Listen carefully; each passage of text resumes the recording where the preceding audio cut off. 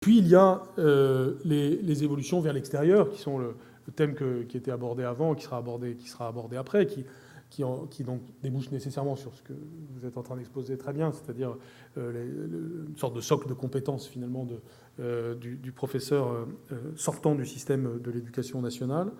Ça nous renvoie évidemment à des questions statutaires d'aujourd'hui, qui sont forcément celles qui vous intéressent beaucoup actuellement, c'est en quoi, avec plus ou moins de facilité, l'éducation nationale laisse partir provisoirement, durablement les personnels, quel droit à la formation on ouvre.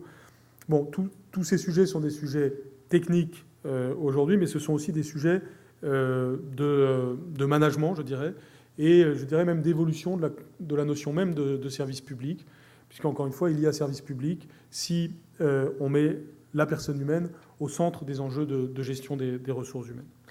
À mes yeux, il y a plusieurs points qui doivent progresser si on veut améliorer cette ouverture vers l'extérieur.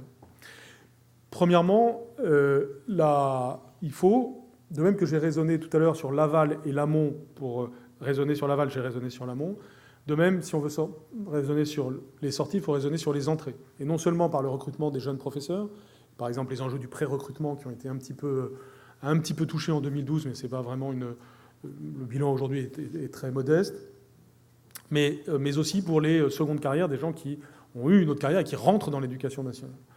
Dans l'idéal, le système va être un système évidemment justement systémique et avec des entrées-sorties. Et donc, plus on encouragera l'arrivée vers 40 ans ou d'autres âges de personnes ayant d'autres expériences dans l'éducation nationale, plus ce sera possible, légitime et cohérent d'avoir des sorties. Pourquoi pas d'ailleurs des systèmes à la vie ma vie entre l'extérieur et l'intérieur. Pourquoi pas d'ailleurs sur la base de mi-temps. Dans l'enseignement professionnel, il y a parfois des choses un peu comme ça qui peuvent exister. C'est évidemment très intéressant.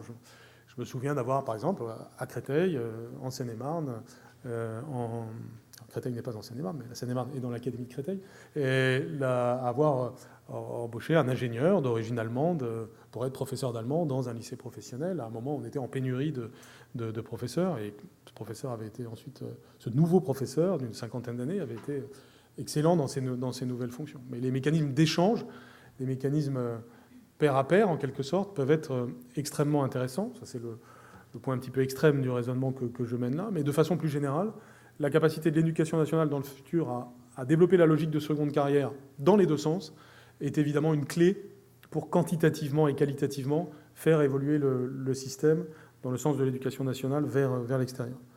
Donc ça nous renvoie aux enjeux de partenariat, qui parfois peuvent être des partenariats à l'échelle nationale, mais qui ne marcheront vraiment que si c'est des partenariats à l'échelle locale, et notamment à l'échelle même des établissements. Et c'est un point clé depuis le début de mon propos que de raisonner à l'échelle de l'établissement. Et donc ces partenariats doivent permettre ce type de choses, et par rapport aux enjeux de flexi-sécurité que j'ai mentionnés, permettre éventuellement un retour si nécessaire.